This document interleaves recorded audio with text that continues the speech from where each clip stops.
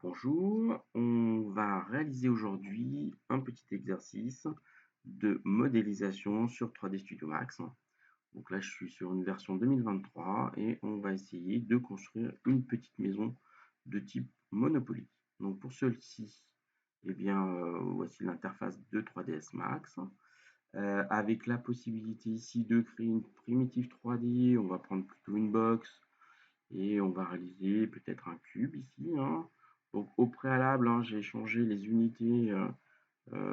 C'est quand même plus pratique d'avoir les bonnes unités. Donc ici, système métrique centimètre. Et vous pouvez aussi les rajouter ici, hein, une unité égale 1 centimètre, ce qui va me permettre d'avoir ici quelque chose d'assez précis en réalité.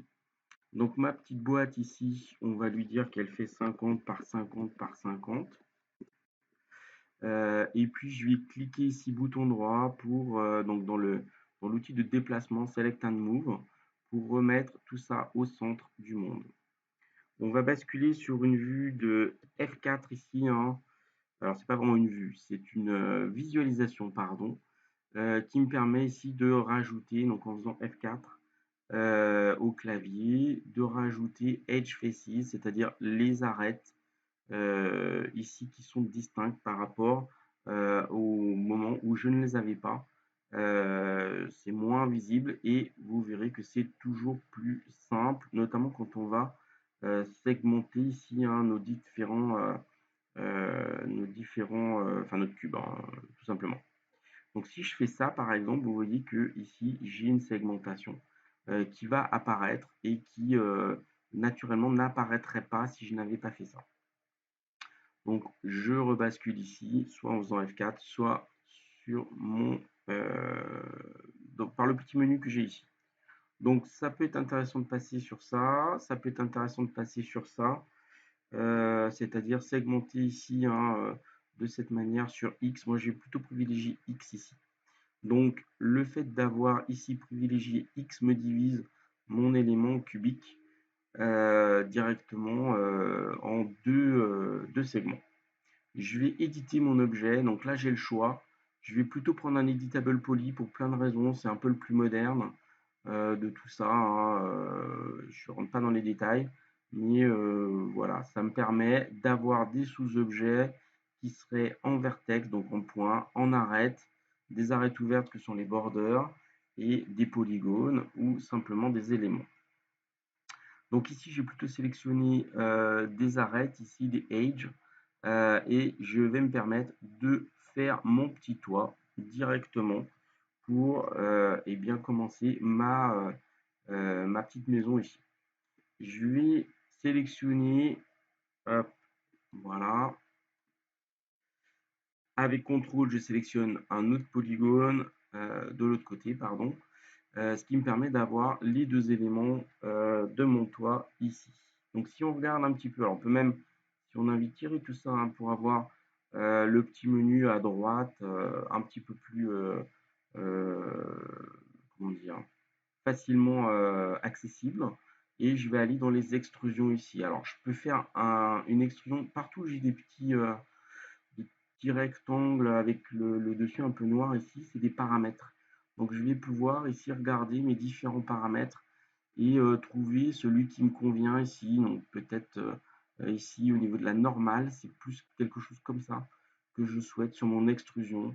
Ça me permet de regarder la taille ici de mon extrusion, éventuellement de jouer ici avec mon bias pour avoir quelque chose de plus ou moins tendu ici. Donc c'est ce que je veux. Je vais réaliser ici mon extrusion, donc je valide cette extrusion. Ce que je vais faire, c'est que je vais augmenter ma sélection ici. Donc vous avez des petits boutons ici, hein, Grow pour augmenter, Shrink pour faire l'inverse. Donc ici j'augmente et je vais désélectionner en cliquant avec Alt. Donc je vais tourner en même temps, cliquer avec Alt et j'ai plus que les bords ici qui apparaissent. Donc ça va me permettre de recommencer ma petite opération ici. Je peux tourner, alors si je tourne ici, et si je me mets par exemple en vue, non pas de front, mais en vue de left ici, Je peux regarder ce que ça fait, par exemple le bias, vous voyez que le bias à 0, là c'est pas terrible. Le bias comme ça, c'est exactement ce qu'il me faut. Je rebascule sur ma vue perspective en faisant P et je vais pouvoir comme ça valider la petite extrusion de mon toit. Je valide. Ce que je voudrais également, c'est créer ici une... Alors, je ne cherche pas à faire quelque chose de réaliste ici, hein, c'est simplement pour vous montrer différentes étapes de passer d'un cube à un objet modélisé, notamment avec les outils d'extrusion. Ici, je vais utiliser un extrude un peu particulier qui s'appelle l'Inset. L'Inset, c'est exactement comme une extrusion, sauf que c'est sur le même plan ici. Donc, le but, c'est de faire une petite cheminée, de faire ensuite des fenêtres et une porte. Donc, je vais faire mon petit inset ici. Pareil, hein, à chaque fois, je privilégie ici cette fonction et je vais regarder à me valider ici la taille de ma cheminée. Donc, la petite cheminée ici, hein, j'ai éventuellement les axes ici qui pourraient m'intéresser, notamment si je passe en local ici.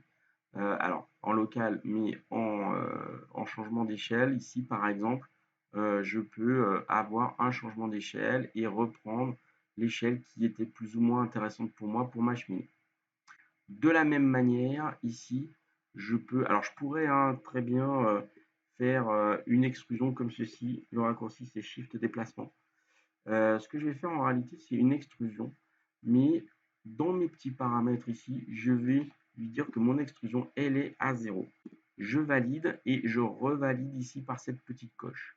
Donc en réalité, il m'a fait mon extrusion et je ne vais pas me mettre ici en déplacement local, mais je vais me mettre en déplacement World ou en View. Ça marcherait aussi hein, ici. Et je vais déplacer pour créer ma petite cheminée ici. Ce qui va me permettre, vous allez me dire ici, c'est pas super plat comme cheminée. Effectivement, donc si je rebascule ici, on va même se mettre en view, je vais pouvoir faire un changement d'échelle. Et si je fais bien mon changement d'échelle et que je vérifie ici sur ma vue front, par exemple, je vois que ma cheminée est devenue complètement plate. C'est exactement ce qui m'intéressait de faire. Donc là, je vais faire la même chose que tout à l'heure hein, avec l'extrusion pour augmenter un petit peu tout ça. Donc je vais faire un shift déplacement et ça me permet de rajouter un étage. On a vu que Grow ici me permettait d'augmenter ma sélection, de l'enlever avec un clic Alt et de réaliser une petite extrusion. Alors cette extrusion, voilà, me paraît pas mal. Donc je rajoute un petit détail, je n'oublie pas de valider. Je vais rajouter un étage, hein, toujours Shift déplacement. Je recommence ma petite opération d'insetting ici. Voilà. Alors si je veux hein, faire bien les choses, je regarde si ça convient, si c'est assez bien. Là, ça me convient. Et je vais refaire pour faire passer le Père Noël, il faut un trou de cheminée ici. Donc je vais refaire une petite bêtise, voilà. Alors des fois quand on est un peu près, hein, ça peut être le cas. Donc j'ai dû me tromper de touche entre Shift et CTRL. Hein. Je vais juste faire un déplacement avec Shift. Ça me permet de faire cette dernière extrusion ici. Je vais sélectionner du coup ces deux avec CTRL, ces deux faces là, et je vais réaliser pardon, un inset exactement comme tout à l'heure. Je valide. Changement d'échelle. Ici, donc là, si c'est en Z, hein, ça ne pose pas de souci. Je vais regarder ce que ça donne en Y, ça ne pose pas de souci aussi. Donc j'ajuste ici mes différentes tailles de deux fenêtres que j'ai ici. Et je vais pouvoir extruder tout ça. Donc peut-être une fenêtre, c'est plutôt dans l'autre sens. Voilà, je valide. Je vérifie bien que ça s'est bien passé de l'autre côté. Il n'y a pas de souci. Donc là, il ne me reste plus qu'à sélectionner ces petites phases qui ne me servent à rien en dessous et commencer à réfléchir à la création d'une porte. Donc, vous ne vous trompez pas, hein, c'est bien CTRL pour prendre un autre polygone ici. De la même manière que j'ai réalisé tout ça, je fais ma petite porte avec un inset. Je vais aller jusqu'à sélectionner et enlever ces deux faces. ces deux polygones, sélectionner cette petite arête, donc avec CTRL, et cette petite arête-ci, je vais regarder en cliquant bouton droit. Donc là, c'est mon axe des Z que je vais mettre à 0 du coup. Et du coup, ça va m'aligner ici mes deux arêtes. Je peux faire la même chose ici. Alors, c'est pas tout à fait la même chose, mais c'est la même idée. En sélectionnant ces deux éléments ici et en rebasculant tout ça pour avoir quelque chose de très très plat. Donc, si je vais au-delà à l'infini, ça me donne finalement quelque chose d'assez plat ici. Vous avez vu que la petite visualisation ici m'a donné quelque chose d'un petit peu noir à un moment. C'est normal, j'ai une face quadrangulaire mais qui est un peu une forme bizarre. Donc, c'est pas grave, hein, ça marche quand même, hein, on peut remonter même carrément. Je vais lui donner une petite taille qui me convient. Et je peux changer les échelles ici. Donc par exemple, voilà, diminuer tout ça. Alors si je veux diminuer la porte, hein, si je fais ça, ça va être bizarre. Je vais juste prendre par exemple ces arêtes-là que j'avais déjà sélectionnées et mettre la porte peut-être en adéquation ici à peu près avec la fenêtre, les fenêtres. Et il ne me reste plus, je pense que vous avez donc compris cette fois-ci, à réaliser simplement une petite extrude. Il me garde la dernière en plus, donc la dernière c'était celle des fenêtres, ce qui me permet d'avoir exactement la même taille. Si j'ai envie, je peux virer ces deux petits polygones. Et il ne me reste plus ici qu'à renommer mon modèle pour avoir quelque chose de complètement terminé. Voici pour cette petite session. Donc j'espère que vous avez tout compris. Vous pouvez revisionner bien évidemment cette vidéo.